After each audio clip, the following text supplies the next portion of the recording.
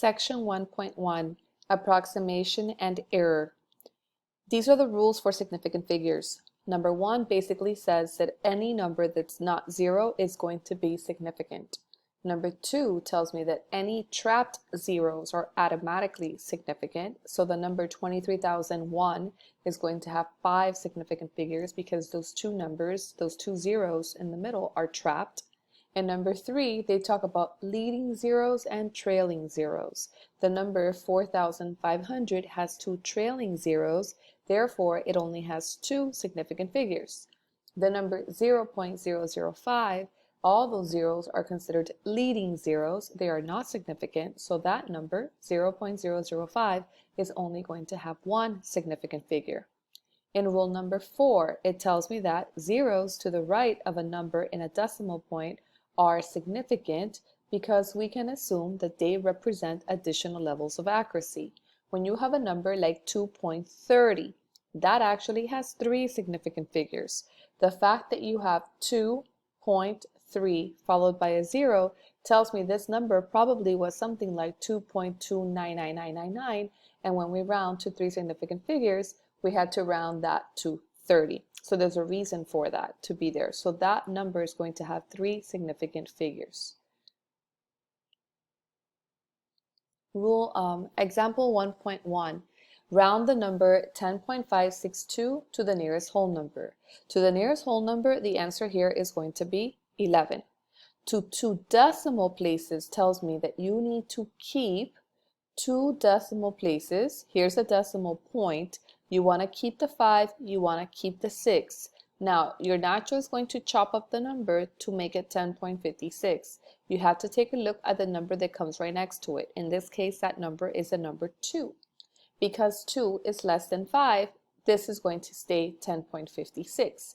If this 2 were the number 8, then this number would have become 10.57.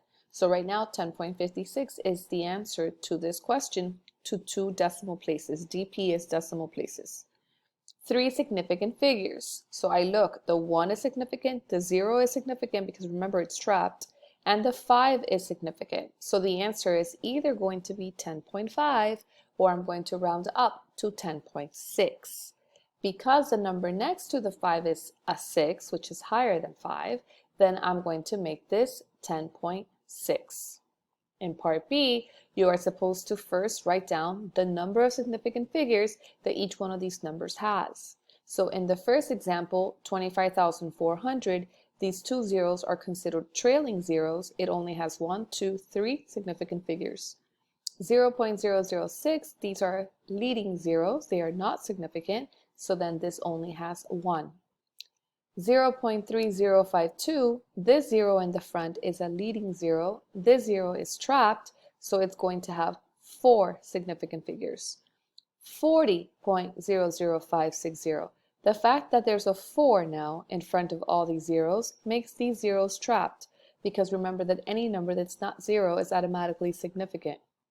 So for sure, right now the 4, the 0, the 0, the 0, the 5, and the 6 are significant. This 0 at the end, because it is after a decimal point, after a non-zero digit, then there's a reason for it to be there, so it's also going to be significant. The answer is 7. Then the second part of the question is to actually take each answer and now round it to the indicated number of significant figures. In the first one, 25,400 to 2 significant figures, I keep the 2, I keep the 5. Be careful not to write the answer as 25. If you only write 25, you're changing the value of that number. This number right now is 25,400. So you want to make sure you preserve its value. So the answer is 25,000. Remember that now all these zeros are not significant. When you have the number 0.006 to 1 significant figure, well, it's basically going to stay like that, so it's 0.006. When you have 0.3052 to 3 significant figures, remember the 0 in the front is not significant. The 3 stays, the 0 stays, the 5 stays. Take a look next door. It's a 2, so it's going to stay 0.305. So the answer is 0.305. That is correct to 3 significant figures. And last but not least, the last number to 4 significant figures, you keep the 4, you keep the 0, you keep the 0. you either keep the 0, or because this number next to it is 5, you're going to actually make this a 1. You make it 1 higher. So the answer is 40.01. And example 1.2. Use estimation to calculate each of the following. Then do the full calculation and write your answers correct to 2 decimal places and 3 significant figures. Estimation is simply rounding. If I take a look at the first number, 2.67, I can round that to 3. I can round 3.94 to 4. 3 plus 4 is 7. So the answer that I'm going to get has to be a number close to 7. And when I actually put this in my calculator, the answer is 6.61. To 2 decimal places, 6.61. That actually has 2 decimal places already. And to 3 significant figures, all of these numbers are not 0, so it stays like that. That's already the answer. In part B, estimation, round. This is about 5, this is about 5. 5 times 5 is 25. So my answer should be something close to 25. The exact answer is 25.5747. To 2 decimal places, take a look at the 57. It's either going to stay 0.57 or become 0.58. And what determines that is just the 4 next door. Do not go crazy and estimate in rounding by saying, oh, the 7 makes the 4 a 5, then the 5 makes a 7, 8. That is incorrect. Do not do that. Instead, look at the 2 decimal places and look directly at the number next to it. That's it. I don't care about anything else that comes after. So here, the answer is 25.57. Now, to 3 significant figures, the 2, the 5, and the 5 are significant. Again, you can't chop up the number. You have to look at it and you have to say, okay, 25.5 or 25.6. Because the number next to it is a 7, which is higher than 5, it's going to become 25.6. Estimation. This is about 3, this is about 8, this is about 4. 3 times 8 in part C is 24, divided by 4 is 6. The actual answer when you put this into your calculator is 5.592677346. That's what they mean by the full calculation. 2 decimal places, 5.59, and 3 significant figures actually happens to be the same thing, 5.59. A rectangular wall of length 8.11 meters and height 3.82 is to be painted. A can of paint costs $5.69 and the can cover an area of 5 square meters. Calculate the area of the wall, first by estimation. Remember, estimation is just rounding. This is about 8, this is about 4. 8 times 4, 32 square meters, because remember that you have to write the units for area, it's always square. And then using a calculator, write all the decimal places shown by your calculator, then write the area correct to 2 decimal places. So here is your answer. When you put this exactly into the calculator, you're going to get 30.9802 square meters, which to 2 decimal places means 30.98 square meters. In part B, calculate the number of cans of paint required to paint the wall. You just figured out that you need 30.98 square meters to paint. So if you divide it by 5 square meters, because each can of paint covers an area of 5 square meters, when you divide, you need 6.2 cans. You are not going to go to Home Depot or Lowe's and tell them that you need 6.2 cans of paint. Instead, you're going to have to buy 7 cans of paint. So the answer is 7. In part C, what is the cost? Well, you have to take those 7 cans. Each one costs $5.69. So you multiply and the total cost is $39.83. In example 1.4, for the rectangle in figure 1.1, find the exact length of the diagonal D using roots, the complete decimal expansion from your calculator, and correct to 3 significant figures. So take a look. Right here I have a rectangle. I know that in a rectangle every corner is 90 degrees. So what I really have right now is a right triangle. What do I do with a right triangle when I want to figure out the length of the hypotenuse? I'm going to use the Pythagorean theorem. So I will set up the Pythagorean theorem, which tells me a squared plus b squared equals c squared. Here I'm going to go ahead and say 7 squared plus 4 squared equals d squared. And it doesn't really matter if I go 4 squared plus 7 squared equals d squared. Same difference, okay? So that's 49 plus 16, which adds up to 65. So then the square root of 65, that's D. That's what is meant by leave your answer in roots, okay? The square root of 65, this is an irrational number. That means that it is a decimal that continues forever. So the only way that you're going to preserve all of the decimal values for this number is to actually keep it as a radical. So the answer is the square root of 65. That's the exact answer. And of course, we can't forget the units, meters, which goes outside the radical. Now, GDC stands for Graphics Display Calculator. That means that your calculator is going to give you, for the square root of 65, 8.062257748. That is what is meant by the complete decimal expansion. And so here, when you round this to 3 significant figures, the correct answer is 8.06 meters, of course. And then for part B, it says a circle has an area of 10 square centimeters. Find the exact length of the radius r using roots and pi, showing the complete decimal expansion from your calculator and correct to 3 significant figures. So here, you have to remember the formula for the area of a circle, which is pi r squared. So then you're going to write down pi r squared is equal to 10. Well, when you're solving for when you're solving for r, you're going to have to take the square root after you divide by pi. So if you write down on your paper pi r squared equals 10, divide by pi, and then take the square root, you will get the exact answer of the radius, which is the square root of 10 divided by pi. Pi is an irrational number, and the square root of that for sure is going to be irrational. So that's the way we write down the full exact answer. Now, when I put it in my calculator, the calculator is going to give me 1.784124116. And you have to find the button for pi in the calculator because that's how you're going to get the most accurate answer. And if you round this to 3 significant figures, the correct answer is 1.78. Now we're going to talk about bounds. This whole section on bounds, it seems definitely a little bit more difficult than it really is. So we're going to consider the accuracy of measurements taken using devices and tools such as rulers, scales, clocks. Since all measuring devices have a limited level of precision, any reading that we take using such a device will have a truth value that lies in an interval of real numbers called a bound. It's actually pretty simple. In example 1.5, it says, find the bound for each of the following measurements given the level of precision and draw the bound on a number line. So take a look at part A. We have a mass of 42.3 kilograms. The precision is 0.1 kilograms. That means that it's rounding to 0.1. So what you are going to do is take 0.1, put it into your calculator.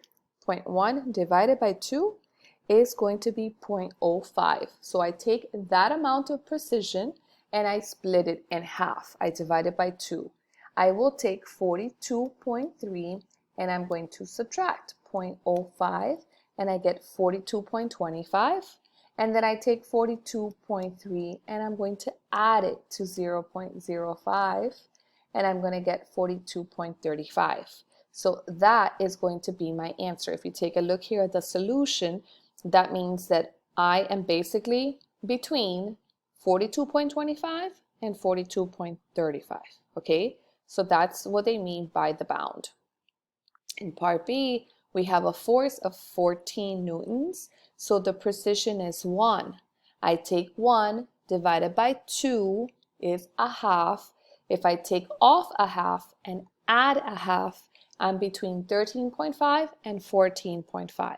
So all you're doing is subtracting from and adding to whatever the amount of precision is when you divide it by 2. And that's the same way you would do part C and you would do part D. I highly recommend that you pause the video right now and try to get part C and part D and see if you know how to get these answers. Here on the right hand side, they give you a little bit of a formula. In order for you to find it, you're going to take P, which is the level of precision. You're going to divide it by 2. To figure out the minimum value, you go the number minus the P divided by 2. And to find the max, you take the number and add it to P divided by 2. Here's an example. 1.6. A rectangular picture is to be framed in glass.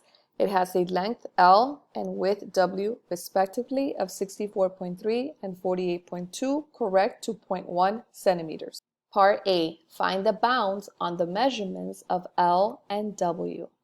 Okay, so they already told me right here, correct to 0.1 centimeters. They have told me the precision. There are two different numbers I'm going to have to figure out the bounds for. So I'm going to have to take 0.1, I'm going to have to divide it by 2, and I get 0.05. I subtract from 64.3, I add it to 64.3. I subtract that from 48.2, I add that to 48.2. And then the next slide right here, you can see here are the bounds when I take 48.2 and I subtract half of 0.1, and when I add half of 0.1.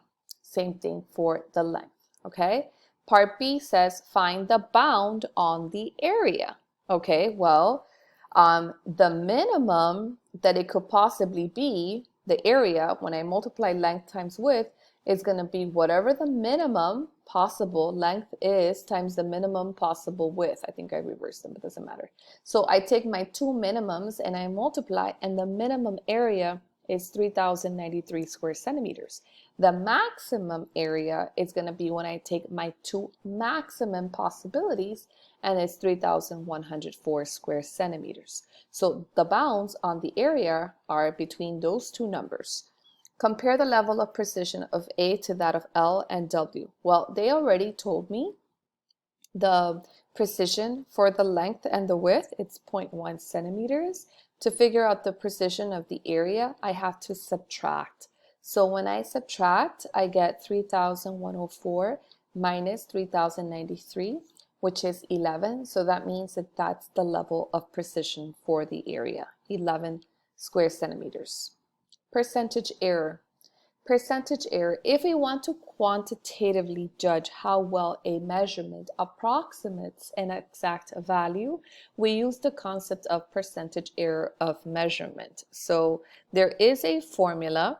The formula is VE, which represents the exact value, minus VA, and then you divide it by the exact value. So it's basically exact minus approximate divided by exact. Here's an example. A meter stick correct to 1 centimeter is used to measure the height of a person as 176 centimeters and is also used to measure the length of a piece of paper to be 12 centimeters. Here again, I have two different sets of measurements. Find the magnitude of the maximum percentage error for each measurement and interpret its value. Okay, so there's the formula. Is exact minus approximate divided by exact. So they have given me the level of precision, which is 1 centimeter. If I want to figure out the bounds for each one of these numbers, I have to take the 1 divided by 2, which is a half. I had to take half off and add a half to. Take half off and add a half to. Okay, so let's start with height. If I do that for height, my bounds are 175.5 and 176.5. So I'm going to go ahead and use these bounds, these numbers, as my exact values, and I'm going to plug it into my formula for percentage error. So the percentage error for the height is going to be the exact 175.5 minus 176 divided by 175.5, which gives me about 0.285% error. I do the same thing now with the other bound, which is 176.5. So I'm going to go 176.5 minus 176 divided by 176.5, and notice that I get 0.283. So which one has a larger magnitude? Ignore the negative, okay? Percentage error in terms of positivity here, positive, it's going to be higher if it's 0.285. So that's where you're going to have the largest margin of error. You do the same exact thing with the other value they told me, which is for the length of the piece of paper. And so I have to remember it was 12. So let's go back. It was correct to 1 centimeters, and the piece of paper measured 12 centimeters. So I take 1, which is the level of precision. I divide it by 2, which is 0.5. I subtract that from 12, and I add that to 12. And that's how I end up with 11.5 centimeters to 12.5 centimeters. When we do statistics and we talk about histograms, we're going to revisit this idea when we talk about true class intervals. For those of you who remember, take half off, add half to. Okay, so then here, I do the same thing to figure out the percentage error. I use each one of these bounds as my exact value. So the formula is exact minus approximate divided by exact, exact minus approximate divided by exact. I get two values, so the largest is going to be 4.3%.